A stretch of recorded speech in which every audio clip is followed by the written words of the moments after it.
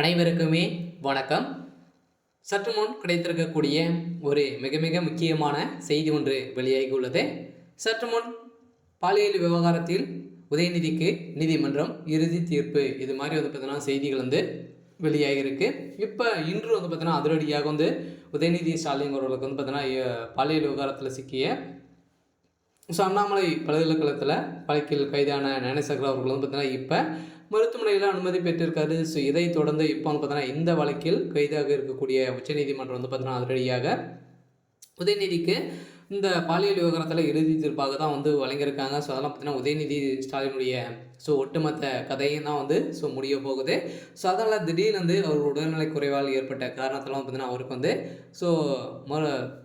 மருத்துவமனையில் அனுமதி பெற்றிருக்காரு. இதனுடைய பின்னணி என்ன? ஸோ பார்த்தீங்கன்னா சிறையிலே பார்த்தீங்கன்னா இவர் ஆள் வைத்து கொல்லக்கூடிய திட்டம் தான் போட்டிருக்கக்கூடிய நிலையில் இப்போ வசமாக பார்த்தீங்கன்னா அந்த சார் சிக்கியிருக்காரு. அந்த சார் யார் அப்படின்றத பின்னணியில் யார் இருக்காங்க அப்படின்றத தொடர்ந்து வீடியோவில் பார்க்கலாம். ஸோ அதுக்கு முன்னாடி நம்ம சேனலுக்கு இப்போ தான் நீங்கள் முதல் முறையாக வந்திருக்கீங்க அப்படின்னா மறக்காமல் நம்மளுடைய சேனலை சப்ஸ்கிரைப் பண்ணி சப்போர்ட் பண்ணுங்கள். ஸோ வாங்க வீடியோக்குள்ளே போகலாம்.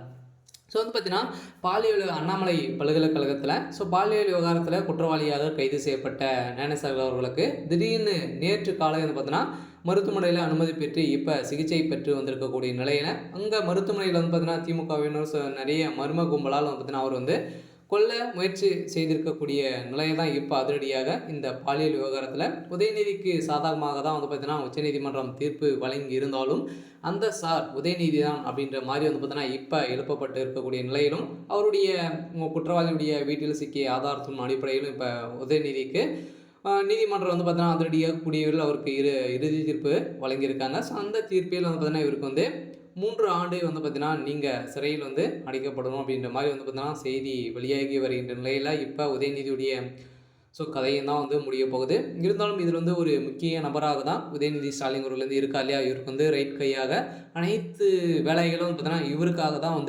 செஞ்சுருக்காரு அப்படின்ற மாதிரியும் பார்த்தீங்கன்னா குற்றவாளி கொடுத்துருக்கக்கூடிய வாக்குமூலத்தெல்லாம் உதயநிதி ஸ்டாலின் அவர்களுக்கு இப்போ பார்த்தீங்கன்னா உச்சநீதிமன்றமே பார்த்தீங்கன்னா இப்போ தாமாக முன் இந்த வழக்கை எடுத்து தான் விசாரணைக்கு எடுத்துக்கொண்டு இருக்கு. இந்த விசாரணை அடிப்படையில் இதில் சிக்கக்கூடிய அமைச்சர்கள் அனைவருமே பார்த்தீங்கன்னா இதில் தக்க தண்டனை வழங்கப்படும் அப்படின்ற மாதிரி தான் சொல்லியிருக்கக்கூடிய நிலையில் இதனால் அதிரடியாக பெண்கள் விஷயத்தில் சிக்கிய உதயநிதிக்கு அதிரடியாக பார்த்தீங்கன்னா அவருடைய பதிவு பறிக்கப்பட போகிறதாகவும் பரபரப்பாக பேசப்பட்டு வரும் நிலையில் பார்த்தீங்கன்னா வருகின்ற சட்டமன்ற தேர்தலுக்குள்ளே திமுக சட்ட ஒழுங்கை மீறி தான் நடந்துட்டு இருக்காங்க. ஸோ அதனால் இந்த விஷயங்கள் அனைத்தையுமே திமுகவுடைய தலைமையகத்துக்கு தெரிந்து தான் இருக்குது. இந்த பாலியல் விவகாரத்தில் உதயநிதி ஸ்டாலின் அவர்கள் கைது செய்யப்பட்டு இருக்காரு. ஸோ இருந்தாலும் என்ன நடக்க போகுது அப்படின்றத வெயிட் பண்ணி பார்க்கலாம். இது மாதிரி செய்திகளை தெரிஞ்சுக்கணும் அப்படின்னா மறக்காமல் நம்மளுடைய சேனலை சப்ஸ்கிரைப் பண்ணி சப்போர்ட் பண்ணுங்கள். தேங்க்யூ.